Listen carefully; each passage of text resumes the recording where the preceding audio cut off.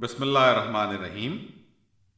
دیباچہ یہ مختصر رسالہ خصوصیت کے ساتھ ان نوجوانوں کے لیے لکھا گیا ہے جو ہائی اسکولوں کی آخری جماعتوں یا کالج کی ابتدائی منزلوں میں تعلیم پاتے ہوں۔ ان کے علاوہ عام ناظرین بھی اس سے فائدہ اٹھا سکتے ہیں۔ اس کے پہلے ہی ایڈیشن کو، جو 1937 میں شائع ہوا، ہندوستان کے بہت سے مدرسوں نے اور قیام پاکستان کے بعد پاکستان کے بھی بہت سے اسکولوں نے اپنی اونچی جماعتوں میں شریک نصاب کر لیا، اور دنیا کی 5 بین الاقوامی زبانوں میں لاکھوں کی تعداد میں چھپ چکا ہے۔ ہمارے یہاں دینیات کی پوری تعلیم کا عام انداز اب تک یہ رہا ہے کہ طلباء کو زیادہ تر فقہی مسائل پڑھائے جاتے ہیں، جن میں نماز، روزہ، طہارت اور اسی نوعیت کی دوسری چیزوں کی تفصیلات ہوتی ہیں۔ عقائد کی تعلیم نسبتاً کم ہوتی ہے، اور وہ بھی نتیجہ خیز نہیں ہوتی۔ طالب علم کو آخر وقت تک یہ معلوم نہیں ہوتا کہ اسلام کیا ہے، کیا چاہتا ہے اور کیوں چاہتا ہے، اس کے عقائد کا انسان کی زندگی سے کیا تعلق ہے، وہ اگر تسلیم کیے جائیں تو ان کا فائدہ کیا ہے، اور نہ تسلیم کیے جائیں تو نقصان کیا ہے۔ اسلام محض تحکم کے طور پر ان عقائد کو منوا لینا چاہتا ہے، یا اس کے پاس ان کی صحت و صداقت کے لیے کوئی دلیل بھی ہے؟ یہ تمام امور دین کی سمجھ اور اعتقاد کی درستی کے لیے نہایت ضروری ہیں۔ جب تک یہ ذہن نشین نہ ہو، فقہی مسائل کی تعلیم کوئی فائدہ نہیں دے سکتی، کیونکہ ایمان کے بغیر احکام کی اطاعت ممکن ہی نہیں، اور ایمان صرف عقائد ہی کے ٹھیک ٹھیک سمجھنے سے مستحکم ہو سکتا ہے۔ اسی طرح نماز، روزہ کے متعلق احکام بتانے سے زیادہ ضروری یہ ہے کہ طالب علم کو عبادات اور احکام شریعت کی حکمتیں سمجھائی جائیں، تاکہ وہ دل سے ان احکام کی پیروی پر آمادہ ہو۔ نماز کی ترکیب ظاہر ہے کہ اسی شخص کے لیے مفید ہو سکتی ہے جو نماز پڑھنا چاہتا ہو، ورنہ جو سرے سے نماز ہی پڑھنے کے لیے تیار نہ ہو تو اسے یہ بتانے سے کیا حاصل کہ نماز کس طرح پڑھنی چاہیے۔ لہٰذا احکام نماز بیان کرنے سے پہلے طالب علم کو یہ بتانے کی ضرورت ہے کہ نماز دراصل ہے کیا چیز، یہ آپ پر کیوں فرض کی گئی ہے، اس کا فائدہ کیا ہے، اور اسے ضائع کر دینے سے آپ کو کیا نقصان پہنچے گا۔ اسی پر دوسرے احکام کو بھی قیاس کر لیجئے کہ ان سب کو پہلے دل میں اتارنا ضروری ہے، پھر کہیں ان کی تفصیلات بیان کرنا مفید ہو سکتا ہے۔ میں نے یہ رسالہ اسی ضرورت کو مد نظر رکھ کر مرتب کیا ہے۔ اس میں دینی تعلیم کا ایک نیا طریقہ اختیار کرنے کی کوشش کی گئی ہے، جو پرانے طریقے سے بہت کچھ مختلف ہے، اور خصوصاً موجودہ زمانے کے لحاظ سے مفید تر ہے۔ میں نے اس میں قرآن مجید کی تعلیمات کا خلاصہ پیش کیا ہے، اور قرآن مجید ہی کے طرز استدلال کی پیروی کی ہے۔ خدا کرے یہ کوشش جس غرض کے لیے کی گئی ہے وہ پوری ہو، اور یہ رسالہ تعلیم دینی کے لیے ایک نئے طرز کا دروازہ کھول دے جو نسبتاً زیادہ نتیجہ خیز ہو۔ ابوالعالی مودودی، اپریل 1960۔ باب اول، اسلام، وجہ تسمیہ، لفظ اسلام کے معنی، اسلام کی حقیقت، کفر کی حقیقت، کفر کے نقصانات، اسلام کے فوائد۔ وجہ تسمیہ، دنیا میں جتنے مذاہب ہیں ان میں سے ہر ایک کا نام یا تو کسی خاص شخص کے نام پر رکھا گیا ہے، یا اس قوم کے نام پر جس میں وہ مذہب پیدا ہوا۔ مثلاً عیسائیت کا نام اس لیے عیسائیت ہے کہ اس کی نسبت حضرت عیسیٰ علیہ السلام کی طرف ہے۔ بدھ مت کا نام اس لیے بدھ مت ہے کہ اس کے بانی مہاتما بدھ تھے۔ زردشتی مذہب کا نام اپنے بانی زردشت کے نام پر ہے۔ یہودی مذہب ایک خاص قبیلے میں پیدا ہوا جس کا نام یہودا تھا، ایسا ہی حال دوسرے مذاہب کے ناموں کا بھی ہے، مگر اسلام کی خصوصیت یہ ہے کہ وہ کسی شخص یا قوم کی طرف منسوب نہیں ہے، بلکہ اس کا نام ایک خاص صفت کو ظاہر کرتا ہے جو لفظ اسلام کے معنی میں پائی جاتی ہے۔ یہ نام خود ظاہر کرتا ہے کہ یہ کسی ایک شخص کی ایجاد نہیں ہے، نہ کسی ایک قوم کے ساتھ مخصوص ہے۔ اس کو شخص یا ملک یا قوم سے کوئی علاقہ نہیں، صرف اسلام کی صفت لوگوں میں پیدا کرنا اس کا مقصد ہے۔ ہر زمانے اور ہر قوم کے جن سچے اور نیک لوگوں میں یہ صفت پائی گئی ہے وہ سب مسلم تھے، مسلم ہیں اور آئندہ بھی ہوں گے۔ لفظ اسلام کے معنی۔ اسلام کے معنی عربی زبان میں اطاعت اور فرما برداری کے ہیں۔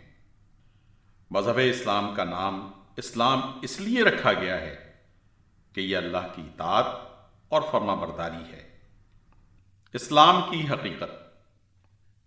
تم دیکھتے ہو کہ دنیا میں جتنی چیزیں ہیں سب ایک قاعدے اور قانون کے تابع ہیں۔ چاند اور تارے سب ایک زبردست قاعدے میں بندھے ہوئے ہیں جس کے خلاف وہ بال برابر جنبش نہیں کر سکتے۔ زمین اپنی خاص رفتار کے ساتھ گھوم رہی ہے، اس کے لیے جو وقت اور رفتار اور راستہ مقرر کیا گیا ہے اس میں ذرا فرق نہیں آتا۔ پانی اور ہوا، روشنی اور حرارت سب ایک ضابطے کے پابند ہیں۔ جمادات، نباتات اور حیوانات میں سے ہر ایک کے لیے جو قانون مقرر ہے اسی کے مطابق یہ سب پیدا ہوتے ہیں، بڑھتے ہیں اور گھٹتے ہیں، جیتے ہیں اور مرتے ہیں۔ خود انسان کی حالت پر بھی تم غور کرو گے تو تم کو معلوم ہوگا کہ وہ بھی قانون قدرت کا تابع ہے۔ جو قاعدہ اس کی زندگی کے لیے مقرر کیا گیا ہے اسی کے مطابق سانس لیتا ہے، پانی اور غذا اور حرارت اور روشنی حاصل کرتا ہے۔ اس کے دل کی حرکت، اس کے خون کی گردش، اس کے سانس کی آمد و رفت اسی ضابطے کی پابند ہے۔ اس کا دماغ، اس کا معدہ، اس کے پھیپھڑے، اس کے اعصاب اور عضلات، اس کے ہاتھ پاؤں، زبان، آنکھیں، کان اور ناک، غرض اس کے جسم کا ایک ایک حصہ وہی کام کر رہا ہے جو اس کے لیے مقرر ہے اور اسی طریقے پر کر رہا ہے جو اس کو بتا دیا گیا ہے۔ یہ زبردست قانون جس کی بندش میں بڑے بڑے سیاروں سے لے کر زمین کا ایک چھوٹے سے چھوٹا ذرہ تک جکڑا ہوا ہے، ایک بڑے حاکم کا بنایا ہوا قانون ہے۔ وہ اسی کے بنائے ہوئے قانون کی اطاعت و فرما برداری کر رہی ہے۔ اس لحاظ سے ساری کائنات کا مذہب اسلام ہے،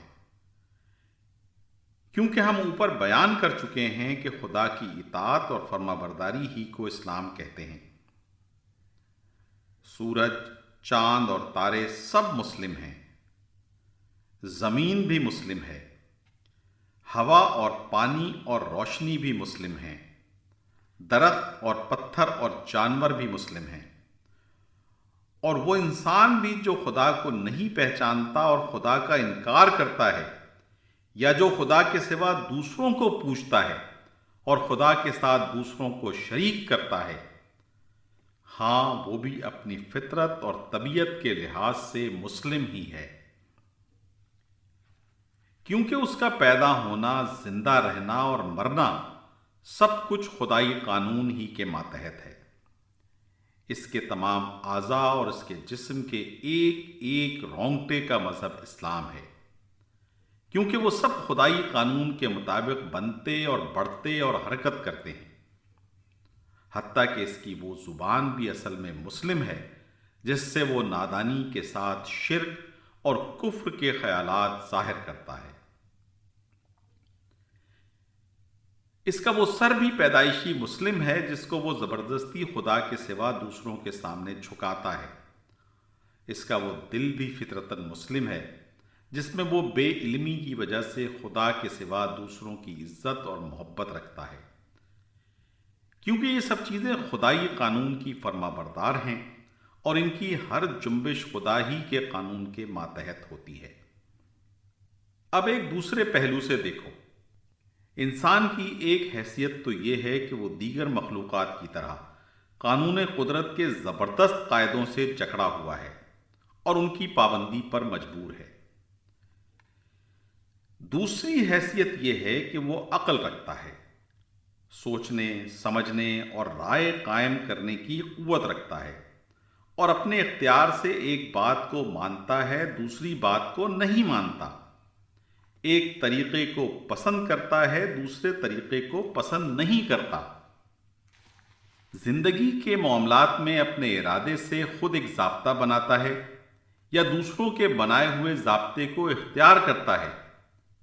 اس حیثیت میں وہ دنیا کی دوسری چیزوں کے مانند کسی مقررہ قانون کا پابند نہیں کیا گیا ہے، بلکہ اس کو اپنے خیال، اپنی رائے اور عمل میں انتخاب کی آزادی بخشی گئی ہے۔ انسان کی زندگی میں یہ دو حیثیتیں الگ الگ پائی جاتی ہیں۔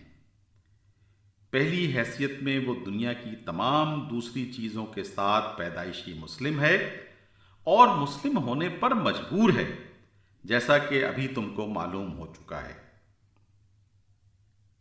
دوسری حیثیت میں مسلم ہونا یا نہ ہونا اس کے اختیار میں ہے، اور اسی اختیار کی بنا پر انسان دو طبقوں میں تقسیم ہو جاتا ہے۔ ایک انسان وہ ہے جو اپنے خالق کو پہچانتا ہے، اس کو اپنا آقا اور مالک تسلیم کرتا ہے، اور اپنی زندگی کے اختیاری کاموں میں بھی اسی کے پسند کیے ہوئے قانون کی فرمانبرداری کرتا ہے۔ یہ پورا مسلم ہے، اس کا اسلام مکمل ہو گیا، کیونکہ اب اس کی زندگی سراسر اسلام ہے۔ اب وہ جان بوجھ کر بھی اسی کا فرما بردار بن گیا جس کی فرما برداری وہ بغیر جانے بوجھے کر رہا تھا۔ اب وہ اپنے ارادے سے بھی اسی خدا کا مطیع ہے جس کا مطیع وہ بلا ارادہ تھا۔ اب اس کا علم سچا ہے کیونکہ وہ اس خدا کو جان گیا جس نے اس کو جاننے اور علم حاصل کرنے کی قوت دی ہے۔ اب اس کی عقل اور رائے درست ہے کیونکہ اس نے سوچ سمجھ کر اسی خدا کی اطاعت کا فیصلہ کیا جس نے اسے سوچنے سمجھنے اور رائے قائم کرنے کی قابلیت بخشی ہے۔ اب اس کی زبان صادق ہے کیونکہ وہ اسی خدا کا اقرار کر رہی ہے جس نے اس کو بولنے کی قوت عطا کی ہے۔ اب اس کی ساری زندگی میں راستی ہی راستی ہے کیونکہ وہ اختیار و بے اختیاری دونوں حالتوں میں خدا کے قانون کا پابند ہے۔ اب ساری کائنات سے اس کی آشتی ہو گئی کیونکہ کائنات کی ساری چیزیں جس کی بندگی کر رہی ہیں اسی کی بندگی وہ بھی کر رہا ہے۔ اب وہ زمین پر خدا کا خلیفہ، نائب ہے، ساری دنیا اس کی ہے اور وہ خدا کا ہے۔ کفر کی حقیقت۔ اس کے مقابلے میں دوسرا انسان وہ ہے جو مسلم پیدا ہوا اور اپنی زندگی بھر بے جانے بوجھے مسلم ہی رہا، مگر اپنے علم اور عقل کی قوت سے کام لے کر اس نے خدا کو نہ پہچانا اور اپنے اختیار کی حد میں اس نے خدا کی اطاعت کرنے سے انکار کر دیا۔ یہ شخص کافر ہے۔ کفر کے اصلی معنی چھپانے اور پردہ ڈالنے کے ہیں۔ ایسے شخص کو کافر اس لیے کہا جاتا ہے کہ اس نے اپنی فطرت پر نادانی کا پردہ ڈال رکھا ہے۔ وہ اسلام کی فطرت پر پیدا ہوا ہے، اس کا سارا جسم اور جسم کا ہر حصہ اسلام کی فطرت پر کام کر رہا ہے۔ اس کے گرد و پیش ساری دنیا اسلام پر چل رہی ہے، مگر اس کی عقل پر پردہ پڑ گیا ہے۔ تمام دنیا کی اور خود اپنی فطرت اس سے چھپ گئی ہے۔ وہ اس کے خلاف سوچتا ہے، اس کے خلاف چلنے کی کوشش کرتا ہے۔ اب تم سمجھ سکتے ہو کہ جو شخص کافر ہے وہ کتنی بڑی گمراہی میں مبتلا ہے۔ کفر کے نقصانات۔ کفر ایک جہالت ہے، بلکہ اصلی جہالت کفر ہی ہے۔ اس سے بڑھ کر اور کیا جہالت ہو سکتی ہے کہ انسان خدا سے ناواقف ہو۔ ایک شخص کائنات کے اتنے بڑے کارخانے کو رات دن چلتے ہوئے دیکھتا ہے، مگر نہیں جانتا کہ اس کارخانے کو بنانے اور چلانے والا کون ہے۔ وہ کون کاریگر ہے جس نے کوئلے اور لوہے اور کیلشیم اور سوڈیم اور ایسی ہی چند چیزوں کو ملا کر انسان جیسی لاجواب مخلوق پیدا کر دی۔ ایک شخص دنیا میں ہر طرف ایسی چیزیں اور ایسے کام دیکھتا ہے جن میں بے نظیر انجینئری، ریاضی دانی، کیمیا دانی اور ساری دانائیوں کے کمالات نظر آتے ہیں، مگر وہ نہیں جانتا کہ وہ علم اور حکمت اور دانش والی ہستی کون سی ہے جس نے کائنات میں یہ سارے کام انجام دیے ہیں۔ سوچو اور غور کرو، ایسے شخص کے لیے صحیح علم کے دروازے کیسے کھل سکتے ہیں؟ جس کو علم کا پہلا سرا ہی نہ ملا ہو، وہ خواہ کتنا ہی غور و فکر کرے اور کتنی ہی تلاش و تجسس میں سر کھپائے، اس کو کسی شعبے میں علم کا سیدھا اور یقینی راستہ نہ ملے گا، کیونکہ اس کو شروع میں بھی جہالت کا اندھیرا نظر آئے گا اور آخر میں بھی وہ اندھیرے کے سوا کچھ نہ دیکھے گا۔ کفر ایک ظلم ہے، بلکہ سب سے بڑا ظلم کفر ہی ہے۔ تم جانتے ہو کہ ظلم کسے کہتے ہیں؟ ظلم یہ ہے کہ کسی چیز سے اس کی طبیعت اور فطرت کے خلاف زبردستی کام لیا جائے۔ تم کو معلوم ہو چکا ہے کہ دنیا میں جتنی چیزیں ہیں سب اللہ کی تابع فرمان ہیں، اور ان کی فطرت ہی اسلام یعنی قانون خداوندی کی اطاعت ہے۔ خود انسان کا پورا جسم اور اس کا ہر حصہ اسی فطرت پر پیدا ہوا ہے۔ خدا نے ان چیزوں پر انسان کو حکومت کرنے کا تھوڑا سا اختیار تو ضرور دیا ہے، مگر ہر چیز کی فطرت یہ چاہتی ہے کہ اس سے خدا کی مرضی کے مطابق کام لیا جائے۔ لیکن جو شخص کفر کرتا ہے وہ ان سب چیزوں سے ان کی فطرت کے خلاف کام لیتا ہے۔ وہ اپنے دل میں دوسروں کی بزرگی اور محبت اور خوف کے بت بٹھاتا ہے، حالانکہ دل کی فطرت یہ چاہتی ہے کہ اس میں خدا کی بزرگی اور محبت اور خوف ہو۔ وہ اپنے تمام اعضاء سے اور دنیا کی ان سب چیزوں سے جو اس کے اختیار میں ہیں خدا کی مرضی کے خلاف کام لیتا ہے، حالانکہ ہر چیز کی طبیعت یہ چاہتی ہے کہ اس سے قانون خداوندی کے مطابق کام لیا جائے۔ بتاؤ، ایسے شخص سے بڑھ کر اور کون ظالم ہوگا جو اپنی زندگی میں ہر وقت ہر چیز پر، حتیٰ کہ خود اپنے وجود پر بھی ظلم کرتا رہے۔ کفر صرف ظلم ہی نہیں، بغاوت اور ناشکری اور نمک حرامی بھی ہے۔ ذرا غور کرو، انسان کے پاس خود اپنی کیا چیز ہے؟ اپنے دماغ کو اس نے پیدا کیا ہے یا خدا نے؟ اپنے دل، اپنی آنکھوں اور اپنی زبان اور اپنے ہاتھ پاؤں اور اپنے تمام اعضاء کا وہ خود خالق ہے یا خدا؟ اس کے گرد و پیش جتنی چیزیں ہیں ان کو پیدا کرنے والا خود انسان ہے یا خدا؟ ان سب چیزوں کو انسان کے لیے مفید اور کارآمد بنانا اور انسان کو ان کے استعمال کی قوت دینا انسان کا اپنا کام ہے یا خدا کا؟ تم کہو گے کہ یہ سب چیزیں خدا کی ہیں اور خدا ہی نے ان کو پیدا کیا ہے، خدا ہی ان کا مالک ہے اور خدا ہی کی بخشش سے یہ انسان کو حاصل ہوئی ہیں۔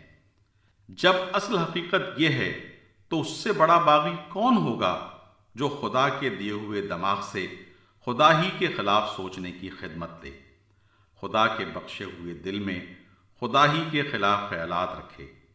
خدا نے جو آنکھیں، جو زبان، جو ہاتھ پاؤں اور جو دوسری چیزیں اس کو عطا کی ہیں ان کو خدا ہی کی پسند اور اس کی مرضی کے خلاف استعمال کرے۔ اگر کوئی ملازم اپنے آقا کا نمک کھا کر اس سے بے وفائی کرتا ہے تو تم اس کو نمک حرام کہتے ہو۔ اگر کوئی سرکاری افسر حکومت کے دیے ہوئے اختیارات کو خود حکومت ہی کے خلاف استعمال کرتا ہے تو تم اسے باغی کہتے ہو۔ اگر کوئی اپنے موسن سے دغا کرتا ہے تو تم اسے احسان فراموش کہتے ہو۔ لیکن انسان کے مقابلے میں انسان کی نمک حرامی، غداری اور احسان فراموشی کی کیا حقیقت ہے؟ انسان کو کہاں سے رزق دیتا ہے؟ وہ خدا کا دیا ہوا رزق ہی تو ہے۔ حکومت اپنے ملازموں کو جو اختیار دیتی ہے وہ کہاں سے آئے ہیں؟ خدا ہی نے تو اس کو فرما روائی کی طاقت دی ہے۔ کوئی احسان کرنے والا دوسرے شخص پر کہاں سے احسان کرتا ہے؟ سب کچھ خدا ہی کا تو بخشا ہوا ہے۔ انسان پر سب سے بڑا حق اس کے ماں باپ کا ہے، مگر ماں باپ کے دل میں اولاد کے لیے محبت کس نے پیدا کی؟ ماں کے سینے میں دودھ کس نے اتارا؟ باپ کے دل میں یہ بات کس نے ڈالی کہ اپنے گاڑھے پسینے کی کمائی گوشت پوست کے ایک بیکار لوتھڑے پر خوشی خوشی لٹا دے اور اس کی پرورش اور تعلیم و تربیت میں اپنا وقت، اپنی دولت، اپنی آسائش سب کچھ قربان کر دے؟ اب بتاؤ کہ جو انسان کا اصلی محسن ہے، حقیقی بادشاہ ہے، سب سے بڑا پروردگار ہے، اگر اسی کے ساتھ انسان کفر کرے، اس کو خدا نہ مانے، اس کی بندگی سے انکار کرے اور اس کی اطاعت سے منہ موڑے، تو یہ کیسی سخت بغاوت ہے، کتنی بڑی احسان فراموشی اور نمک حرامی ہے۔ کہیں یہ نہ سمجھ لینا کہ کفر سے انسان خدا کا کچھ بگاڑتا ہے۔ جس بادشاہ کی سلطنت اتنی بڑی ہے کہ ہم بڑی سے بڑی دوربین لگا کر بھی اب تک یہ معلوم نہ کر سکے کہ وہ کہاں سے شروع ہوتی ہے اور کہاں ختم ہوتی ہے، جس بادشاہ کی طاقت اتنی زبردست ہے کہ ہماری زمین اور سورج اور مریخ اور ایسے ہی کروڑوں سیارے اس کے اشاروں پر گیند کی طرح پھر رہے ہیں، جس بادشاہ کی دولت ایسی بے پایاں ہے کہ ساری کائنات میں جو کچھ ہے اسی کا ہے، اس میں کوئی حصے دار نہیں، جو بادشاہ ایسا بے نیاز ہے کہ سب اس کے محتاج ہیں، بھلا انسان کی کیا ہستی ہے کہ اس کے ماننے یا نہ ماننے سے ایسے بادشاہ کا کوئی نقصان ہو؟ اس سے کفر اور سرکشی اختیار کر کے انسان اس کا کچھ بھی نہیں بگاڑتا، البتہ خود اپنی تباہی کا سامان کرتا ہے۔ کفر اور نافرمانی کا لازمی نتیجہ یہ ہے کہ انسان ہمیشہ کے لیے ناکام و نامراد ہو جائے۔ ایسے شخص کو علم کا سیدھا راستہ کبھی نہ مل سکے گا، کیونکہ جو علم خود اپنے خالق کو نہ جانے وہ کس چیز کو صحیح جان سکتا ہے؟ اس کی عقل ہمیشہ ٹیڑھے راستے پر چلے گی، کیونکہ جو عقل خود اپنے بنانے والے کو پہچاننے میں غلطی کرے وہ اور کس چیز کو صحیح سمجھ سکتی ہے؟ وہ اپنی زندگی کے سارے معاملات میں ٹھوکروں پر ٹھوکریں کھائے گا، اس کے اخلاق خراب ہوں گے، اس کا تمدن خراب ہوگا، اس کی معاشرت خراب ہوگی، اس کی معیشت خراب ہوگی، اس کی حکومت اور سیاست خراب ہوگی، وہ دنیا میں بدامنی پھیلائے گا، کشت و خون کرے گا، دوسروں کے حقوق چھینے گا، ظلم و ستم کرے گا، خود اپنی زندگی کو اپنے برے خیالات اور اپنی شرارت اور بدعمالی سے اپنے لیے تلخ کر لے گا۔ پھر جب وہ اس دنیا سے گزر کر آخرت کے عالم میں پہنچے گا تو وہ سب چیزیں جن پر وہ تمام عمر ظلم کرتا رہا تھا اس کے خلاف نالش کریں گی۔ اس کا دماغ، اس کا دل، اس کی آنکھیں، اس کے کان، اس کے ہاتھ پاؤں، غرض اس کا رونگٹا رونگٹا خدا کی عدالت میں اس کے خلاف استغاثہ کرے گا کہ اس ظالم نے تیرے خلاف بغاوت کی اور اس بغاوت میں ہم سے زبردستی کام لیا۔ وہ زمین جس پر وہ نافرمانی کے ساتھ چلا اور بسا، وہ رزق جس کو اس نے ناجائز طریقوں سے کمایا، اور وہ دولت جو حرام سے آئی اور حرام پر خرچ کی گئی، وہ سب چیزیں جن پر اس نے باغی بن کر غاضبانہ تصرف کیا، وہ سب آلات و اسباب جن سے اس نے اس بغاوت میں کام لیا، اس کے مقابلے میں فریادی بن کر آئیں گے، اور خدا جو حقیقی منصف ہے ان مظلوموں کی داد رسی میں اس باغی کو ذلت کی سزا دے گا۔ اسلام کے فائدے یہ ہیں کفر کے نقصانات۔ اب آؤ ایک نظر یہ بھی دیکھو کہ اسلام کا طریقہ اختیار کرنے میں کیا فائدہ ہے۔ اوپر تم کو معلوم ہو چکا ہے کہ اس جہاں میں ہر طرف خدا کی خدائی کے نشانات پھیلے ہوئے ہیں۔ کائنات کا یہ عظیم الشان کارخانہ جو ایک مکمل نظام اور ایک اٹل قانون کے تحت چل رہا ہے، خود اس بات پر گواہ ہے کہ اس کا بنانے والا اور چلانے والا ایک زبردست فرمانروا ہے جس کی حکومت سے کوئی چیز سرتابی نہیں کر سکتی۔ تمام کائنات کی طرح خود انسان کی فطرت بھی یہی ہے کہ اس کی اطاعت کرے، چنانچہ بے سمجھے وہ رات دن اس کی اطاعت کر ہی رہا ہے، کیونکہ اس کے قانون قدرت کی خلاف ورزی کر کے وہ زندہ ہی نہیں رہ سکتا۔ لیکن خدا نے انسان کو علم کی قابلیت، سوچنے اور سمجھنے کی قوت اور نیک و بد کی تمیز دے کر ارادے اور اختیار میں تھوڑی سی آزادی بخش دی ہے۔ اس آزادی میں دراصل انسان کا امتحان ہے، اس کی عقل کا امتحان ہے، اس کی تمیز کا امتحان ہے، اور اس بات کا امتحان ہے کہ اسے جو آزادی عطا کی گئی ہے اس کو وہ کس طرح استعمال کرتا ہے۔ اس امتحان میں کوئی ایک طریقہ اختیار کرنے پر انسان کو مجبور نہیں کیا گیا ہے، کیونکہ مجبور کرنے سے امتحان کا مقصد ہی فوت ہو جاتا ہے۔ تم سمجھ سکتے ہو کہ امتحان میں سوالات کا پرچہ دینے کے بعد اگر تم کو ایک خاص جواب دینے پر مجبور کر دیا جائے تو ایسے امتحان سے کوئی فائدہ نہ ہوگا۔ تمہاری اصل قابلیت تو اسی وقت کھلے گی جب تم کو ہر قسم کا جواب دینے کا اختیار حاصل ہو۔ اگر تم نے صحیح جواب دیا تو کامیاب ہوگے اور آئندہ ترقیوں کا دروازہ تمہارے لیے کھل جائے گا، اور اگر غلط جواب دیا تو ناکام ہوگے اور اپنی ناقابلیت سے خود ہی اپنی ترقی کا رستہ روک لوگے۔ بالکل اسی طرح اللہ تعالیٰ نے بھی اپنے امتحان میں انسان کو آزاد رکھا ہے کہ جو طریقہ چاہے اختیار کرے۔ اب ایک شخص تو وہ ہے جو خود اپنی اور کائنات کی فطرت کو نہیں سمجھتا، اپنے خالق کی ذات و صفات کو پہچاننے میں غلطی کرتا ہے، اور اختیار کی جو آزادی اسے دی گئی ہے اس سے فائدہ اٹھا کر نافرمانی اور سرکشی کا طریقہ اختیار کرتا ہے۔ یہ شخص علم اور عقل اور تمیز اور فرض شناسی کے امتحان میں ناکام ہو گیا۔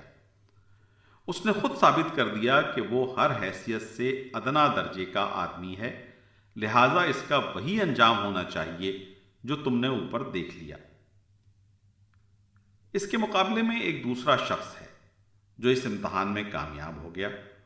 اس نے علم اور عقل سے صحیح کام لے کر خدا کو جانا اور مانا، حالانکہ وہ ایسا کرنے پر مجبور نہیں کیا گیا تھا۔ اس نے نیک و بد کی تمیز میں بھی غلطی نہ کی اور اپنے آزاد انتخاب سے نیکی ہی کو پسند کیا، حالانکہ وہ بدی کی طرف بھی مائل ہونے کا اختیار رکھتا تھا۔ اس نے اپنی فطرت کو سمجھا، اپنے خدا کو پہچانا اور نافرمانی کا اختیار رکھنے کے باوجود خدا کی فرما برداری ہی اختیار کی۔ اس شخص کو امتحان میں اسی وجہ سے تو کامیابی نصیب ہوئی، اس نے اپنی عقل سے ٹھیک کام لیا، آنکھوں سے ٹھیک دیکھا، کانوں سے ٹھیک سنا، دماغ سے ٹھیک رائے قائم کی اور دل سے اسی بات کی پیروی کرنے کا فیصلہ کیا جو ٹھیک تھی۔ اس نے حق کو پہچان کر یہ بھی ثابت کر دیا کہ وہ حق شناس ہے، اور حق کے آگے سر جھکا کر یہ بھی دکھا دیا کہ وہ حق پرست ہے۔ ظاہر ہے کہ جس شخص میں یہ صفات موجود ہوں اس کو دنیا اور آخرت دونوں میں کامیاب ہونا ہی چاہیے۔ وہ علم اور عمل کے ہر میدان میں صحیح راستہ اختیار کرے گا، اس لیے کہ جو شخص ذات خداوندی سے واقف ہے اور اس کی صفات کو پہچانتا ہے، وہ دراصل علم کی ابتدا کو بھی جانتا ہے اور اس کی انتہا کو بھی۔ ایسا شخص کبھی غلط راستوں میں بھٹک نہیں سکتا، کیونکہ اس کا پہلا قدم بھی صحیح پڑا ہے، اور جس آخری منزل پر اسے جانا ہے اس کو بھی وہ یقین کے ساتھ جانتا ہے۔ اب وہ فلسفیانہ غور و خوض سے کائنات کے اسرار سمجھنے کی کوشش کرے گا، مگر ایک کافر فلسفی کی طرح کبھی شکوک و شبہات کی بھول بھلیوں میں گم نہ ہوگا۔ وہ سائنس کے ذریعے سے قدرت کے قوانین کو معلوم کرنے کی کوشش کرے گا، کائنات کے چھپے ہوئے خزانوں کو نکالے گا، خدا نے جو قوتیں دنیا میں اور خود انسانوں کے وجود میں پیدا کی ہیں، ان سب کو ڈھونڈ ڈھونڈ کر معلوم کرے گا۔ زمین و آسمان میں جتنی چیزیں ہیں، ان سب سے کام لینے کے بہتر سے بہتر طریقے دریافت کرے گا، مگر خدا شناسی ہر موقع پر اس کو سائنس کا غلط استعمال کرنے سے روکے گی۔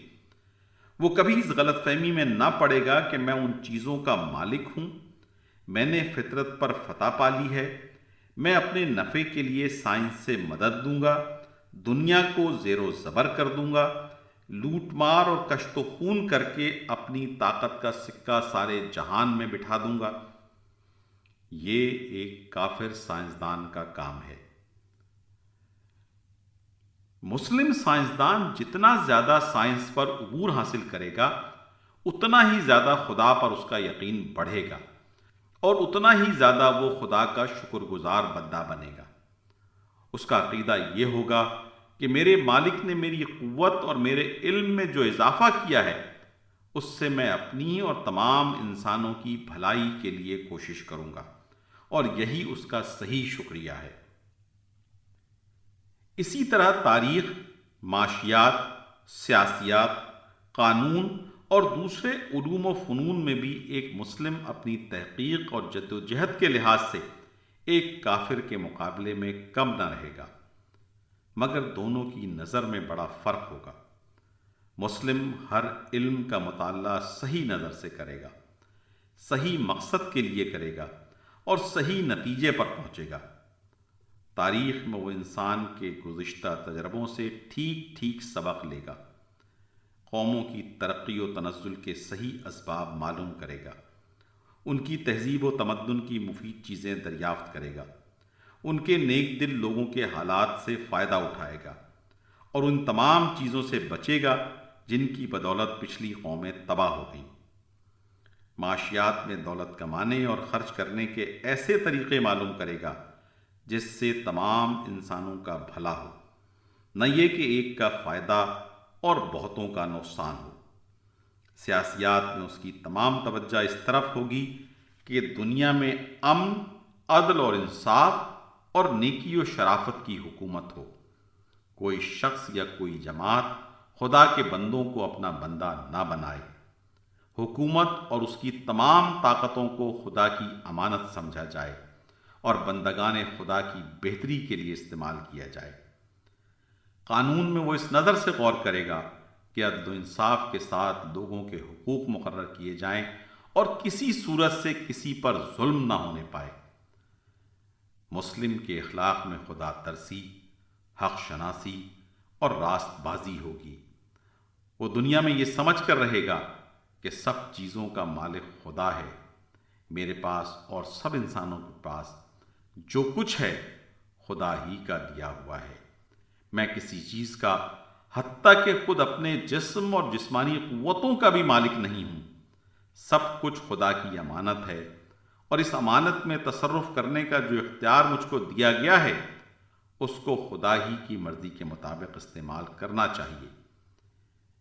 ایک دن خدا مجھ سے اپنی یہ امانت واپس لے گا، اور اس وقت مجھ کو ایک ایک چیز کا حساب دینا ہوگا۔ یہ سمجھ کر جو شخص دنیا میں رہے، اس کے اخلاق کا اندازہ کرو۔ وہ اپنے دل کو برے خیالات سے پاک رکھے گا، وہ اپنے دماغ کو برائی کی فکر سے بچائے گا، وہ اپنی آنکھوں کو بری نگاہ سے روکے گا، وہ اپنے کانوں کو برائی سننے سے باز رکھے گا، وہ اپنی زبان کی حفاظت کرے گا تاکہ اس سے حق کے خلاف کوئی بات نہ نکلے، وہ اپنے پیٹ کو حرام کے رزق سے بھرنے کے بجائے بھوکا رہنا زیادہ پسند کرے گا، وہ اپنے ہاتھوں کو ظلم کے لیے کبھی نہ اٹھائے گا، وہ اپنے پاؤں کو برائی کے راستے پر کبھی نہ چلائے گا، وہ اپنے سر کو باطل کے سامنے کبھی نہ جھکائے گا، خواہ وہ کاٹ ہی کیوں نہ ڈالا جائے، وہ اپنی کسی خواہش اور کسی ضرورت کو ظلم اور ناحق کے راستے سے کبھی نہ پورا کرے گا، وہ نیکی اور شرافت کا مجسمہ ہوگا، حق اور صداقت کو ہر چیز سے زیادہ عزیز رکھے گا، اور اس کے لیے اپنی ذات کے ہر فائدے اور اپنے دل کی ہر خواہش کو، بلکہ اپنی ذات کو بھی قربان کر دے گا۔ وہ ظلم اور ناراستی کو ہر چیز سے زیادہ ناپسند کرے گا، اور کسی نقصان کے خوف سے یا کسی فائدے کے لالچ میں اس کا ساتھ دینے پر آمادہ نہ ہوگا۔ دنیا کی کامیابی بھی ایسے ہی شخص کا حصہ ہے۔ اس سے بڑھ کر دنیا میں کوئی معزز اور شریف نہ ہوگا، کیونکہ اس کا سر خدا کے سوا کسی کے سامنے جھکنے والا نہیں، اور اس کا ہاتھ خدا کے سوا کسی کے آگے پھیلنے والا نہیں۔ ذلت ایسے شخص کے پاس کیوں کر پھٹک سکتی ہے؟ اس سے بڑھ کر دنیا میں کوئی طاقتور بھی نہ ہوگا، کیونکہ اس کے دل میں خدا کے سوا کسی کا خوف نہیں، اور اس کو خدا کے سوا کسی سے بخشش اور انعام کا لالچ بھی نہیں۔ کون سی طاقت ہے جو ایسے شخص کو حق اور راستی سے ہٹا سکتی ہو، اور کون سی دولت ہے جو اس کا ایمان خرید سکتی ہو؟ اس سے بڑھ کر دنیا میں کوئی غنی اور دولت مند بھی نہ ہوگا، کیونکہ وہ عیش پرست نہیں، خواہشات نفس کا بندہ نہیں، حریص اور لالچی نہیں، اپنی جائز محنت سے جو کچھ کماتا ہے اسی پر قناعت کرتا ہے، اور ناجائز دولت کے ڈھیر بھی اگر اس کے سامنے لگا دیے جائیں تو ان کو حقارت سے ٹھکرا دیتا ہے۔ یہ اطمینان کی دولت ہے جس سے بڑی کوئی دولت انسان کے لیے نہیں ہو سکتی۔ اس سے بڑھ کر دنیا میں کوئی محبوب اور ہردل عزیز بھی نہ ہوگا، کیونکہ وہ ہر شخص کا حق ادا کرے گا اور کسی کا حق نہ مارے گا، ہر شخص سے نیکی کرے گا اور اس کے بدلے میں اپنے لیے کچھ نہ چاہے گا۔ لوگوں کے دل آپ سے آپ اس کی طرف کھینچیں گے، اور ہر شخص اس کی عزت اور محبت کرنے پر مجبور ہوگا۔ اس سے بڑھ کر دنیا میں کسی کا اعتبار بھی نہ ہوگا، کیونکہ وہ امانت میں خیانت نہ کرے گا، صداقت سے منہ نہ موڑے گا، وعدے کا سچا اور معاملے کا کھرا ہوگا، اور ہر کام میں یہ سمجھ کر ایمانداری برتے گا کہ کوئی اور دیکھنے والا ہو یا نہ ہو، مگر خدا تو سب کچھ دیکھ رہا ہے۔ ایسے شخص کی ساکھ کا کیا پوچھنا، کون ہے جو اس پر بھروسہ نہ کرے گا؟ ایک مسلم کی سیرت کو اچھی طرح سمجھ لو تو تم کو یقین آ جائے گا کہ مسلم کبھی دنیا میں ذلیل اور محکوم اور مغلوب بن کر نہیں رہ سکتا۔ وہ ہمیشہ غالب اور حاکم ہی رہے گا، کیونکہ اسلام جو صفات اس میں پیدا کرتا ہے اس پر کوئی قوت غالب نہیں آ سکتی۔ اسی طرح دنیا میں عزت اور بزرگی کے ساتھ زندگی بسر کرنے کے بعد جب وہ اپنے خدا کے سامنے حاضر ہوگا تو اس پر خدا اپنی نعمتوں اور رحمتوں کی بارش کرے گا، کیونکہ جو امانت اس کے سپرد کی گئی تھی اس کا پورا پورا حق اس نے ادا کر دیا، اور جس امتحان میں خدا نے اس کو ڈالا تھا اس میں وہ پورے پورے نمبروں کے ساتھ کامیاب ہوا۔ یہ ابدی کامیابی ہے جو دنیا سے لے کر آخرت تک مسلسل چلی جاتی ہے، اور کہیں اس کا سلسلہ ختم نہیں ہوتا۔ یہ اسلام ہے، انسان کا فطری مذہب۔ یہ کسی قوم اور ملک کے ساتھ خاص نہیں، ہر زمانے اور ہر قوم اور ہر ملک میں جو خدا شناس اور حق پسند لوگ گزرے ہیں ان سب کا یہی مذہب تھا۔ وہ سب مسلم تھے، خواہ ان کی زبان میں اس مذہب کا نام اسلام ہو یا کچھ اور۔ باب دوم، ایمان اور اطاعت۔ اطاعت کے لیے علم اور یقین کی ضرورت۔ ایمان کی تعریف، علم حاصل ہونے کا ذریعہ، ایمان بالغیب۔ اطاعت کے لیے علم اور یقین کی ضرورت۔ پچھلے باب میں تم کو معلوم ہو چکا ہے کہ اسلام دراصل پروردگار کی اطاعت کا نام ہے۔ اب ہم بتانا چاہتے ہیں کہ انسان اللہ تعالیٰ کی اطاعت اس وقت تک نہیں کر سکتا جب تک اسے چند باتوں کا علم نہ ہو، اور وہ علم یقین کی حد تک پہنچا ہوا نہ ہو۔ سب سے پہلے تو انسان کو خدا کی ہستی کا پورا یقین ہونا چاہیے، کیونکہ اگر اسے یہی یقین نہ ہو کہ خدا ہے تو وہ اس کی اطاعت کیسے کرے گا؟ اس کے ساتھ خدا کی صفات کا علم بھی ضروری ہے۔ جس شخص کو یہ معلوم نہ ہو کہ خدا ایک ہے اور خدائی میں کوئی اس کا شریک نہیں، وہ دوسروں کے سامنے سر جھکانے اور ہاتھ پھیلانے سے کیوں کر بچ سکتا ہے؟ جس شخص کو اس بات کا یقین نہ ہو کہ خدا سب کچھ دیکھنے اور سننے والا ہے اور ہر چیز کی خبر رکھتا ہے، وہ اپنے آپ کو خدا کی نافرمانی سے کیسے روک سکتا ہے؟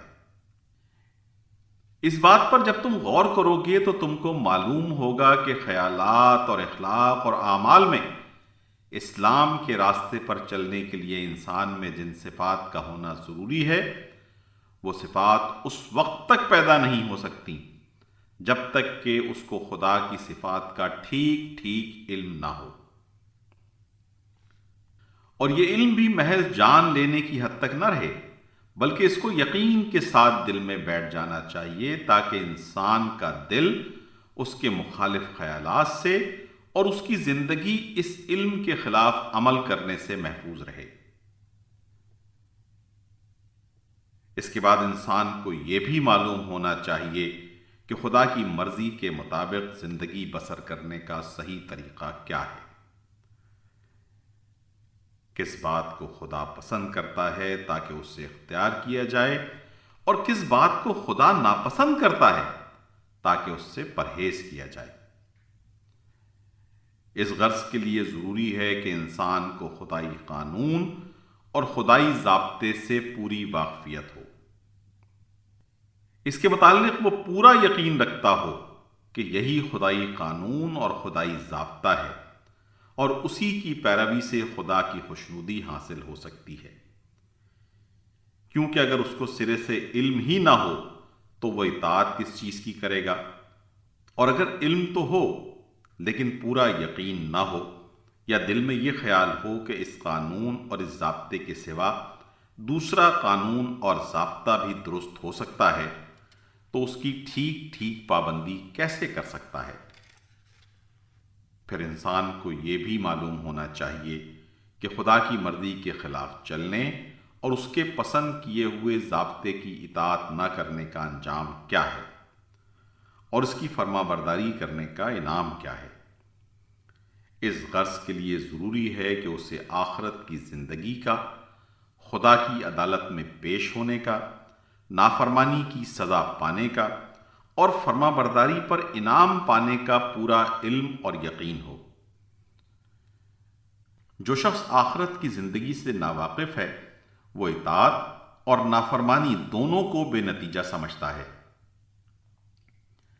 اس کا خیال تو یہ ہے کہ آخرت میں اطاعت کرنے والا اور نہ کرنے والا دونوں برابر ہی رہیں گے، کیونکہ دونوں خاک ہو جائیں گے۔ پھر اس سے کیوں کر امید کی جا سکتی ہے کہ وہ اطاعت کی پابندیاں اور تکلیفیں برداشت کرنا قبول کر لے گا اور ان گناہوں سے پرہیز کرے گا جن سے اس دنیا میں کوئی نقصان پہنچنے کا اس کو اندیشہ نہیں ہے۔ ایسے عقیدے کے ساتھ انسان خدائی قانون کا کبھی مطیع نہیں ہو سکتا۔ اس طرح وہ شخص بھی اطاعت میں ثابت قدم نہیں ہو سکتا جسے آخرت کی زندگی اور خدائی عدالت کی پیشی کا علم تو ہے مگر یقین نہیں، اس لیے کہ شک اور تردد کے ساتھ انسان کسی بات پر جم نہیں سکتا۔ تم ایک کام کو دل لگا کر اسی وقت کر سکو گے جب تم کو یقین ہو کہ یہ کام فائدے بخش ہے، اور دوسرے کام سے پرہیز کرنے میں بھی اسی وقت مستقل رہ سکتے ہو جب تم کو پورا یقین ہو کہ یہ کام نقصان دہ ہے۔ لہذا معلوم ہوا کہ ایک طریقے کی پیروی کے لیے اس کے انجام اور نتیجے کا علم ہونا بھی ضروری ہے، اور یہ علم ایسا ہونا چاہیے جو یقین کی حد تک پہنچا ہوا ہو۔ ایمان کی تعریف۔ اوپر کے بیان میں جس چیز کو ہم نے علم اور یقین سے تعبیر کیا ہے اسی کا نام ایمان ہے۔ ایمان کے معنی جاننے اور ماننے کے ہیں۔ جو شخص خدا کی وحدانیت اور اس کی حقیقی صفات اور اس کے قانون اور اس کی جزا و سزا کو جانتا ہو اور دل سے اس پر یقین رکھتا ہو اس کو مومن کہتے ہیں، اور ایمان کا نتیجہ یہ ہے کہ انسان مسلم یعنی خدا کا مطیع و فرما بردار ہو جاتا ہے۔ ایمان کی اس تعریف سے تم خود سمجھ سکتے ہو کہ ایمان کے بغیر کوئی انسان مسلم نہیں ہو سکتا۔ اسلام اور ایمان کا تعلق وہی ہے جو درخت کا تعلق بیج سے ہوتا ہے۔ بیج کے بغیر تو درخت پیدا ہی نہیں ہوتا۔ البتہ ہو سکتا ہے کہ بیج زمین میں بویا جائے، مگر زمین خراب ہونے کی وجہ سے یا آب و ہوا اچھی نہ ملنے کی وجہ سے درخت ناقص نکلے۔ بالکل اسی طرح اگر کوئی شخص سرے سے ایمان ہی نہ رکھتا ہو تو یہ کسی طرح ممکن نہیں کہ وہ مسلم ہو۔ البتہ یہ ضرور ممکن ہے کہ کسی شخص کے دل میں ایمان ہو، مگر اپنے ارادے کی کمزوری یا ناقص تعلیم و تربیت اور بری صحبت کے اثر سے وہ پورا اور پکا مسلم نہ ہو۔ ایمان اور اسلام کے لحاظ سے تمام انسانوں کے 4 درجے ہیں۔ 1، جو ایمان رکھتے ہیں اور ان کا ایمان انہیں خدا کے احکام کا پورا مطیع بنا دیتا ہے۔ جس بات کو خدا ناپسند کرتا ہے اس سے وہ اس طرح بچتے ہیں جیسے کوئی شخص آگ کو ہاتھ لگانے سے بچتا ہے، اور جس بات کو خدا پسند کرتا ہے وہ اس کو ایسے شوق سے کرتے ہیں جیسے کوئی شخص دولت کمانے کے لیے شوق سے کام کرتا ہے۔ یہ اصلی مسلمان ہیں۔ 2، جو ایمان تو رکھتے ہیں مگر ان کا ایمان اتنا طاقتور نہیں کہ انہیں پوری طرح خدا کا فرما بردار بنا دے۔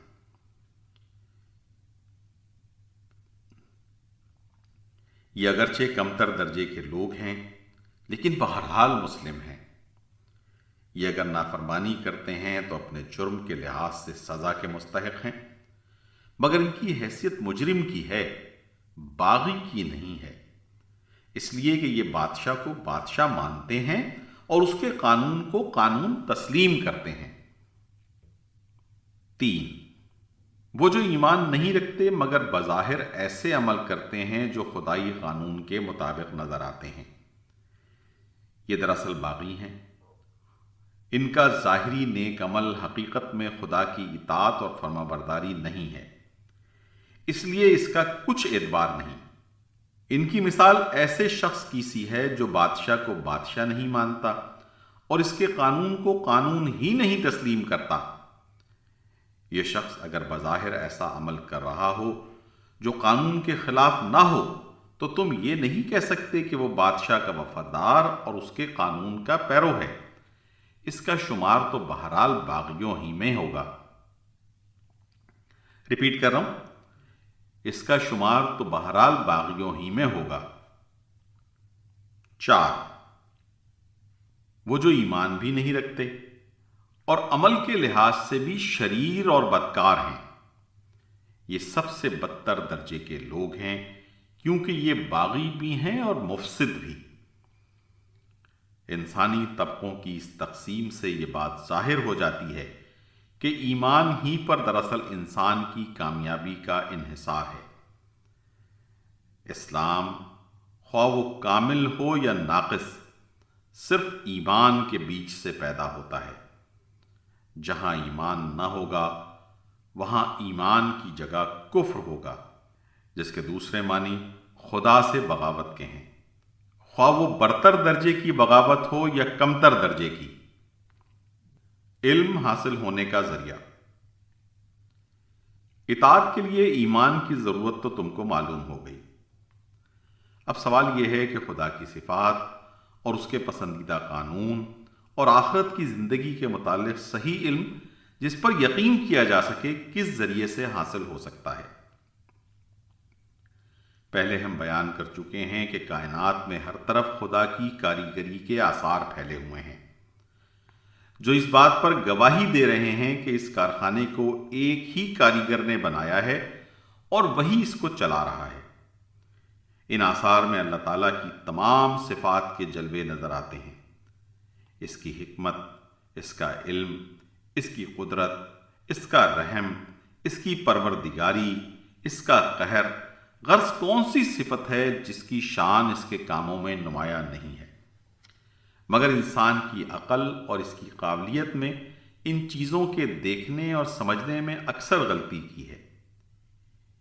یہ سب آثار آنکھوں کے سامنے موجود ہیں اور ان کے باوجود کسی نے کہا خدا 2 ہیں اور کسی نے کہا کہ 3 ہیں۔ کسی نے بے شمار خدا مان لیے، کسی نے خدائی کے ٹکڑے ٹکڑے کر دیے اور کہا کہ ایک بارش کا خدا ہے، ایک ہوا کا خدا ہے، ایک آگ کا خدا ہے، غرض ایک ایک قوت کے الگ الگ خدا ہیں اور ایک خدا ان سب کا سردار ہے۔ اس طرح خدا کی ذات و صفات کو سمجھنے میں لوگوں کی عقل نے بہت دھوکے کھائے ہیں، جن کی تفصیل کا یہاں موقع نہیں۔ آخرت کی زندگی کے متعلق بھی لوگوں نے بہت سے غلط خیالات قائم کیے۔ کسی نے کہا کہ انسان مر کر مٹی ہو جائے گا، پھر اس کے بعد کوئی زندگی نہیں۔ کسی نے کہا کہ انسان بار بار اسی دنیا میں جنم لے گا اور اپنے اعمال کی سزا یا جزا پائے گا۔ خدا کی مرضی کے مطابق زندگی بسر کرنے کے لیے جس قانون کی پابندی ضروری ہے، اس کو تو خود اپنی عقل سے بنانا اور بھی زیادہ مشکل ہے۔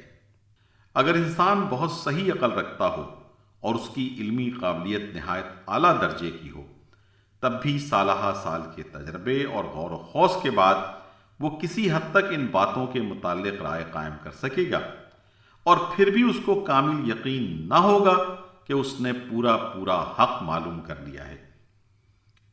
اگرچہ علم اور عقل کا پورا امتحان تو اس طرح ہو سکتا تھا کہ انسان کو بغیر کسی ہدایت کے چھوڑ دیا جاتا، پھر جو لوگ اپنی کوشش اور قابلیت سے حق اور صداقت تک پہنچ جاتے وہی کامیاب ہوتے، اور جو نہ پہنچتے وہ ناکام رہتے۔ لیکن اللہ تعالیٰ نے اپنے بندوں کو ایسے سخت امتحان میں نہیں ڈالا۔ اس نے اپنی مہربانی سے خود انسانوں ہی میں ایسے انسان پیدا کیے جن کو اپنی صفات کا صحیح علم دیا، وہ طریقہ بھی بتایا جس سے انسان دنیا میں خدا کی مرضی کے مطابق زندگی بسر کر سکتا ہے۔ آخرت کی زندگی کے متعلق بھی صحیح واقعیت بخشی اور ان کو ہدایت کی کہ دوسرے انسانوں کو یہ علم پہنچا دیں۔ یہ اللہ کے پیغمبر ہیں، جس ذریعے سے خدا نے ان کو علم دیا ہے اس کا نام وحی ہے، اور جس کتاب میں ان کو یہ علم دیا ہے اس کو اللہ کی کتاب اور اللہ کا کلام کہتے ہیں۔ اب انسان کی عقل اور اس کی قابلیت کا امتحان اس میں ہے کہ وہ پیغمبر کی پاک زندگی کو دیکھنے اور اس کی اعلیٰ تعلیم پر غور کرنے کے بعد اس پر ایمان لاتا ہے یا نہیں۔ اگر وہ حق شناس اور حق پرست ہے تو سچی بات اور سچے انسان کی تعلیم کو مان لے گا اور امتحان میں کامیاب ہو جائے گا، اور اگر اس نے نہ مانا تو انکار کے معنی یہی ہوں گے کہ اس نے حق اور صداقت کو سمجھنے اور قبول کرنے کی صلاحیت کھو دی ہے۔ یہ انکار اس کو امتحان میں ناکام کر دے گا، اور خدا اور اس کے قانون اور آخرت کی زندگی کے متعلق وہ کبھی کوئی صحیح علم حاصل نہ کر سکے گا۔ ایمان بالغیب۔ دیکھو، جب تم کو کسی چیز کا علم حاصل نہیں ہوتا تو تم علم رکھنے والے کو تلاش کرتے ہو اور اس کی ہدایت پر عمل کرتے ہو۔ تم بیمار ہوتے ہو تو خود اپنا علاج نہیں کر لیتے بلکہ ڈاکٹر کے پاس جاتے ہو۔ ڈاکٹر کا سند یافتہ ہونا، اس کا تجربے کار ہونا، اس کے ہاتھ سے بہت سے مریضوں کا شفا یاب ہونا، یہ ایسی باتیں ہیں جن کی وجہ سے تم ایمان لے آتے ہو کہ تمہارے علاج کے لیے جس لیاقت کی ضرورت ہے وہ اس ڈاکٹر میں موجود ہے۔ اسی ایمان کی بنا پر وہ جس دوا کو جس طریقے سے استعمال کرنے کی ہدایت کرتا ہے اس کو تم استعمال کرتے ہو، اور جس چیز سے پرہیز کا حکم دیتا ہے اس سے پرہیز کرتے ہو۔ اسی طرح قانون کے معاملے میں تم وکیل پر ایمان لاتے ہو اور اس کی اطاعت کرتے ہو۔ تعلیم کے مسئلے میں استاد پر ایمان لاتے ہو اور جو کچھ وہ تم کو بتاتا ہے اس کو مانتے چلے جاتے ہو۔ تم کو کہیں جانا ہو اور راستہ معلوم نہ ہو تو کسی واقف کار پر ایمان لاتے ہو، اور جو راستہ وہ تم کو بتاتا ہے اسی پر تم چلتے ہو۔ غرض دنیا کے ہر معاملے میں تم کو واقفیت اور علم حاصل کرنے کے لیے کسی جاننے والے آدمی پر ایمان لانا پڑتا ہے، اور اس کی اطاعت کرنے پر تم مجبور ہوتے ہو۔ اسی کا نام ایمان بالغیب ہے۔ ایمان بالغیب کے معنی یہ ہیں کہ جو کچھ تم کو معلوم نہیں اس کا علم تم جاننے والے سے حاصل کرو اور اس پر یقین کر لو۔ خداوند تعالیٰ کی ذات و صفات سے تم واقف نہیں ہو، تم کو یہ بھی معلوم نہیں کہ اس کے فرشتے اس کے حکم کے ماتحت تمام عالم کا کام کر رہے ہیں اور تم کو ہر طرف سے گھیرے ہوئے ہیں۔ تم کو یہ بھی خبر نہیں کہ خدا کی مرضی کے مطابق زندگی بسر کرنے کا طریقہ کیا ہے۔ تم کو آخرت کی زندگی کا بھی صحیح حال معلوم نہیں۔ ان سب باتوں کا علم تم کو ایک ایسے انسان سے حاصل ہوتا ہے جس کی صداقت، راست بازی، خدا ترسی، نہایت پاک زندگی اور نہایت حکیمانہ باتوں کو دیکھ کر تم تسلیم کر لیتے ہو کہ وہ جو کچھ کہتا ہے سچ کہتا ہے اور اس کی سب باتیں یقین لانے کے قابل ہیں۔ یہی ایمان بالغیب ہے۔ اللہ تعالیٰ کی اطاعت اور اس کی مرضی کے مطابق عمل کرنے کے لیے ایمان بالغیب ضروری ہے، کیونکہ پیغمبر کے سوا کسی اور ذریعے سے تم کو صحیح علم حاصل ہو نہیں سکتا، اور صحیح علم کے بغیر تم اسلام کے طریقے پر ٹھیک ٹھیک چل نہیں سکتے۔ باب سوم، نبوت، پیغمبری کی حقیقت، پیغمبر کی پہچان، پیغمبر کی اطاعت، پیغمبر پر ایمان لانے کی ضرورت، پیغمبری کی مختصر تاریخ، حضرت محمد صلی اللہ علیہ وسلم کی نبوت، نبوت محمدی صلی اللہ علیہ وسلم کا ثبوت، ختم نبوت، ختم نبوت کے دلائل۔ پچھلے باب میں تم کو 3 باتیں بتائی گئی ہیں۔ ایک یہ کہ خدا کی اطاعت کے لیے خدا کی ذات و صفات اور اس کے پسندیدہ طریقے اور آخرت کی جزا و سزا کے متعلق صحیح علم کی ضرورت ہے، اور یہ علم ایسا ہونا چاہیے کہ جس پر تم کو یقین کامل یعنی ایمان حاصل ہو۔ دوسرے یہ کہ اللہ تعالیٰ نے انسان کو اتنے سخت امتحان میں نہیں ڈالا ہے کہ وہ خود اپنی کوشش سے یہ علم حاصل کر لے، بلکہ اس نے خود انسانوں ہی میں سے بعض برگزیدہ بندوں یعنی پیغمبروں کو وحی کے ذریعے سے یہ علم عطا کیا اور ان کو حکم دیا کہ دوسرے بندوں تک اس علم کو پہنچا دیں۔ تیسرے یہ کہ عام انسانوں پر اب صرف اتنی ذمہ داری ہے کہ وہ خدا کے سچے پیغمبروں کو پہچانیں۔ جب ان کو معلوم ہو جائے کہ فلاں شخص حقیقت میں خدا کا سچا پیغمبر ہے، تو ان کا فرض ہے کہ جو کچھ وہ تعلیم دے اس پر ایمان لائیں اور جو کچھ وہ حکم دے اس کو تسلیم کریں اور جس طریقے پر وہ چلے اس کی پیروی کریں۔ اب سب سے پہلے ہم تمہیں یہ بتانا چاہتے ہیں کہ پیغمبری کی حقیقت کیا ہے اور پیغمبروں کو پہچاننے کی صورت کیا ہے۔ پیغمبری کی حقیقت۔ تم دیکھتے ہو کہ دنیا میں انسان کو جن جن چیزوں کی ضرورت ہوتی ہے اللہ نے ان سب کا انتظام خود ہی کر دیا ہے۔ بچہ جب پیدا ہوتا ہے تو دیکھو کتنا سامان اس کو دے کر دنیا میں بھیجا جاتا ہے۔ دیکھنے کے لیے آنکھیں، سننے کے لیے کان، سونگھنے اور سانس لینے کے لیے ناک، محسوس کرنے کے لیے سارے جسم کی کھال میں قوت لامسہ، چلنے کے لیے پاؤں، کام کرنے کے لیے ہاتھ، سوچنے کے لیے دماغ اور ایسی ہی بے شمار دوسری چیزیں جو پہلے سے اس کی سب ضرورتوں کا لحاظ کر کے اس کے چھوٹے سے جسم میں لپیٹ کر رکھ دی گئی ہیں۔ پھر جب وہ دنیا میں قدم رکھتا ہے تو زندگی بسر کرنے کے لیے اتنا سامان اس کو ملتا ہے جس کا تم شمار بھی نہیں کر سکتے۔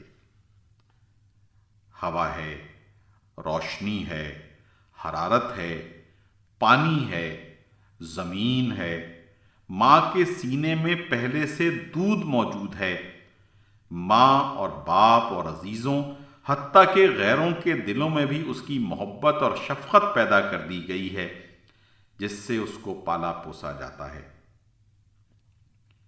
پھر جتنا جتنا وہ بڑھتا جاتا ہے اس کی ضرورتوں کو پورا کرنے کے لیے ہر قسم کا سامان اس کو ملتا جاتا ہے، اور ایسا معلوم ہوتا ہے کہ گویا زمین و آسمان کی ساری قوتیں اس کی پرورش اور خدمت کے لیے کام کر رہی ہیں۔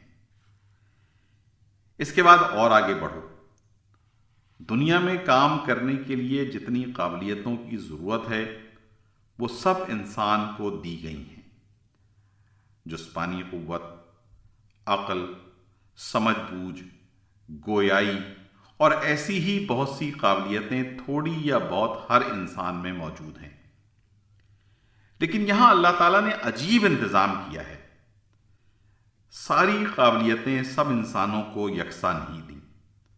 اگر ایسا ہوتا تو کوئی کسی کا محتاج نہ ہوتا، نہ کوئی کسی کی پرواہ کرتا۔ اس لیے اللہ نے تمام انسانوں کی مجموعی ضرورتوں کے لحاظ سے سب قابلیتیں پیدا تو انسانوں ہی میں کی، مگر اس طرح کہ کسی کو ایک قابلیت زیادہ دے دی اور دوسرے کو دوسری قابلیت۔ تم دیکھتے ہو کہ بعض لوگ جسمانی محنت کی قوتیں دوسروں سے زیادہ لے کر آتے ہیں۔ بعض لوگوں میں کسی خاص ہنر یا پیشے کی پیدائشی قابلیت ہوتی ہے جس سے دوسرے محروم ہوتے ہیں، اور بعض لوگوں میں ذہانت اور عقل کی قوت دوسروں سے زیادہ ہوتی ہے۔ بعض پیدائشی سپہ سالار ہوتے ہیں، بعض میں حکمرانی کی خاص قابلیت ہوتی ہے، بعض تقریر کی غیر معمولی قوت لے کر پیدا ہوتے ہیں، بعض میں انشا پردازی کا فطری ملکہ ہوتا ہے۔ کوئی ایسا شخص پیدا ہوتا ہے کہ اس کا دماغ ریاضی میں خوب لڑتا ہے، حتیٰ کہ اس فن کے بڑے بڑے پیچیدہ سوالات اس طرح حل کر دیتا ہے کہ دوسروں کے ذہن وہاں تک نہیں پہنچتے۔ ایک دوسرا شخص ایسا ہوتا ہے جو عجیب عجیب چیزیں ایجاد کرتا ہے اور اس کی ایجادوں کو دیکھ کر دنیا دنگ رہ جاتی ہے۔ ایک اور شخص ایسا بے نظیر قانونی دماغ لے کر آتا ہے کہ قانون کے جو نقطے برسوں غور کرنے کے بعد بھی دوسروں کی سمجھ میں نہیں آتے، اس کی نظر خود بخود ان تک پہنچ جاتی ہے۔ یہ خدا کی دین ہے۔ کوئی شخص اپنے اندر خود یہ قابلیتیں پیدا نہیں کر سکتا، نہ تعلیم و تربیت سے یہ چیزیں پیدا ہوتی ہیں۔ دراصل یہ پیدائشی قابلیتیں ہیں، اور خدا اپنی حکمت سے جس کو جو قابلیت چاہتا ہے عطا کر دیتا ہے۔ خدا کی اس بخشش پر بھی غور کرو گے تو تم کو معلوم ہوگا کہ انسانی تمدن کے لیے جن قابلیتوں کی ضرورت زیادہ ہوتی ہے وہ زیادہ انسانوں میں پیدا کی جاتی ہیں، اور جن کی ضرورت جس قدر کم ہوتی ہے وہ اسی قدر کم آدمیوں میں پیدا کی جاتی ہیں۔ سپاہی بہت پیدا ہوتے ہیں، کسان اور بڑھئی اور لوہار اور ایسے ہی دوسرے کاموں کے آدمی کثرت سے پیدا ہوتے ہیں، مگر علمی و دماغی قوتیں رکھنے والے اور سیاست اور سپہ سالاری کی قابلیتیں رکھنے والے کم پیدا ہوتے ہیں۔ پھر وہ لوگ اور بھی زیادہ کامیاب ہوتے ہیں جو کسی خاص فن میں غیر معمولی قابلیت کے مالک ہوں، کیونکہ ان کے کارنامے صدیوں کے لیے انسانوں کو اپنے جیسے ماہر فن کی ضرورت سے بے نیاز کر دیتے ہیں۔ اب سوچنا چاہیے کہ دنیا میں انسانی زندگی کو کامیاب بنانے کے لیے صرف یہی ایک ضرورت تو نہیں ہے کہ انسانوں میں انجینئر، ریاضی دان، سائنسدان، قانون دان، سیاست کے ماہر، معاشیات کے باکمال اور مختلف پیشوں کی قابلیت رکھنے والے لوگ ہی پیدا ہوں۔ ان سب سے بڑھ کر ایک اور ضرورت بھی تو ہے، اور وہ یہ کہ کوئی ایسا ہو جو انسان کو خدا کا راستہ بتائے۔ دوسرے لوگ تو صرف یہ بتانے والے ہیں کہ اس دنیا میں انسان کے لیے کیا ہے اور اس کو کس کس طرح برتا جا سکتا ہے، مگر کوئی یہ بتانے والا بھی تو ہونا چاہیے کہ انسان خود کس کے لیے ہے، اور انسان کو دنیا میں یہ سب سامان کس نے دیا ہے، اور اس دینے والے کی مرضی کیا ہے، تاکہ انسان اسی کے مطابق دنیا میں زندگی بسر کر کے یقینی اور دائمی کامیابی حاصل کرے۔ یہ انسان کی اصلی اور سب سے بڑی ضرورت ہے، اور عقل یہ ماننے سے انکار کرتی ہے کہ جس خدا نے ہماری چھوٹی سے چھوٹی ضرورتوں کو پورا کرنے کا انتظام کیا ہے، اس نے ایسی اہم ضرورت کو پورا کرنے سے غفلت برتی ہوگی۔ نہیں، ایسا ہرگز نہیں ہے۔ خدا نے جس طرح ایک ایک ہنر اور ایک ایک علم و فن کی خاص قابلیت رکھنے والے انسان پیدا کیے ہیں، اس طرح ایسے انسان بھی پیدا کیے ہیں جن میں خود خدا کے پہچاننے کی اعلیٰ قابلیت تھی۔ اس نے ان کو دین اور اخلاق اور شریعت کا علم اپنے پاس سے عطا کیا اور ان کو اس خدمت پر مقرر کیا کہ دوسرے لوگوں کو ان چیزوں کی تعلیم دیں۔ یہی وہ لوگ ہیں جن کو ہماری زبان میں نبی یا رسول یا پیغمبر کہا جاتا ہے۔ پیغمبر کی پہچان: جس طرح دوسرے علوم و فنون کے باکمال لوگ ایک خاص قسم کا ذہن اور ایک خاص قسم کی طبیعت لے کر پیدا ہوتے ہیں، اسی طرح پیغمبر بھی ایک خاص قسم کی طبیعت لے کر آتے ہیں۔ ایک پیدائشی شاعر کا کلام سنتے ہی ہم کو معلوم ہو جاتا ہے کہ یہ شاعری کی خاص قابلیت لے کر پیدا ہوا ہے۔